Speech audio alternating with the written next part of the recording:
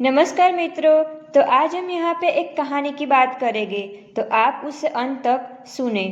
कहानी ऐसी है कि असली हीरे की पहचान कैसे की जा सकती है। कुछ साल पहले की बात है। बहरमपुर के राजा अक्सर अपनी महल के बाहर दरबार लगाया करते थे, जहाँ वे अपनी प्रजा की बातों को गंभीरता से सुनते थे और उनकी समस्याओं को सुलझाने का प्रयास किया करते थे। एक दिन उस राज्य में एक व्यक्ति अपने हाथों में एक हीरा और एक कांच का टुकड़ा लेकर पहुंचा। देखने में कांच का वह टुकड़ा हीरे के समान ही प्रतीत हो रहा था। यह कहना गलत नहीं होगा कि कोई भी व्यक्ति दोनों को देखकर धोखा खा जाए और दोनों में अंतर ही ना कर पाए। वह व्यक्ति राजदरबार में पहुंचा और उसने भरी सभा में राजा को चुनौती देते हुए कहा कि राजन, मेरे एक हाथ में एक बहुमूल्य हीरा है और एक में कांच का टुकड़ा।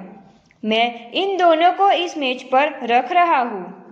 आपके इस राज्य में उपस्थित हुए व्यक्ति इन दोनों की पहचान कर दे कि इनमें से कौन सा हीरा है और कौन सा कांच का टुकड़ा, तब मैं यह बहुमूल्य हीरा आपकी तिजोरी का शोभा बढ़ा सकती है। मैं यह हीरा आपको भेंट कर दूंगा, लेकिन इस बात का ध्यान रखें कि यदि आपने गलत चीज़ का चुनाव किया, मतलब आपने कांच के टुकड़े को हीरा बताया, तो हीरा का जितना मूल्य है इतनी धनराशि आपको मुझे देनी होगी। मैं कई राज्यों में जाकर यह खेल खेल चुका हूँ और आज तक मैं कभी नहीं हारा। राजा ने उस व्यक्ति की बात मान ली और सभी मंत्रियों से कहा कि वे असली हीरे को पहचाने। सभी मंत्री एक एक करके उस मेज के पास पहुंचे जहां हीरा और कांच का टुकड़ा रखा हुआ था। दिखने में दोनों में कोई भी अंतर नहीं था। कोई भी मंत्री असली हीरे की पहचान नहीं कर पाया और उन सबके मन में यही डर था कि यदि वे कांच के टुकड़े को असली हीरा बता दे, तब राजा को उस हीरे की मूल्य की राशि भुगतान करनी होगी। किसी को समझ नहीं आ रहा था कि क्या किया जाए। एक तरह से राजा की हार हो रही थी, राजा भी समझ नहीं पा रहे थे। तभी राजदरबार में उपस्थित प्रजा समूह से एक आवाज आई, राजन, कृपया मुझे भी प्रयास करने दे। आवाज एक बूढ़े अंधे व्यक्ति की थी जो बचपन से नेत्रहीन था। सबको लगा कि इतने बुद्धिमान मंत्रियों से कुछ नहीं हुआ तो एक बूढ़ा व्यक्ति क्या कर लेगा, लेकिन राजा के पास और कोई रास्ता भी नहीं था। बूढ़े व्यक्ति को सम्मान के साथ मेज के पास लाया गया। उसने दोनों ही वस्तुओं को छुआ और एक झटके में बता दिया कि कौन सा असली हीरा है और कौन सा कांच का टुकड़ा है। बूढ़े अंधे व्यक्ति ने असली हीरे की पहचान कर ली। वह व्यक्ति भी चौंक गया जो इस शर्त के साथ हीरा लेके आया था।